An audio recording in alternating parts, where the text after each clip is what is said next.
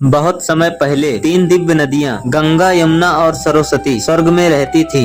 वे तीनों बहनों के समान थी और भगवान विष्णु की अनन्य भक्त थी। सभी देवता उनकी पवित्रता और भक्ति के कारण उनका बहुत आदर करते थे। एक बार देवताओं ने भगवान विष्णु से पूछा। भगवान विष्णु मुस्कुराए, प्रभु आप सबसे ज्यादा किस नदी से प्रेम करते हैं? पर उत्तर नहीं दिया। यह बात तीनों नदियों तक पहुंची और उनमें यह जानने की इच्छा जागी कि भगवान विष्णु सबसे ज्यादा किसे प्रिय मानते हैं। धीरे धीरे अहंकार जन्म लेने लगा। गंगा ने कहा, मुझे धरती पर स्वर्ग से उतारा गया, मेरे जल से पाप नष्ट हो जाते हैं, मैं सबसे पवित्र हूँ। यमुना बोली, मैं भगवान श्री कृष्ण की नगरी मथुरा से बहती हूँ, उन्होंने मेरे जल में स्नान किया है, मैं भी कम नहीं हूँ। सरस्वती ने कहा, मैं ज्ञान की देवी हूँ, मेरी धारा से विद्या और शांति मिलती है, मुझसे बड़ा कोई नहीं। तीनों के बीच इतना विवाद बढ़ गया कि देवताओं ने विष्णु जी से न्याय की प्रार्थना की। भगवान विष्णु ने मुस्कुराते हुए कहा, तुम तीनों मेरे लिए पूजनीय हो, लेकिन अहंकार तुम्हें एक दूसरे से दूर कर देगा। तुम पृथ्वी पर जाओ और वहाँ अपने अपने कार्य से मानवता की सेवा करो, वहाँ तुम्हारा सच्चा मूल्य सिद्ध होगा। तीनों पृथ्वी पर आई। गंगा हिमालय से लेकर गंगा सार तक पापों का नाश करने के लिए बही। यमुना वृंदावन मथुरा में श्री कृष्ण की भक्ति में बहने लगी। सरस्वती अदृश्य होकर ज्ञान के रूप में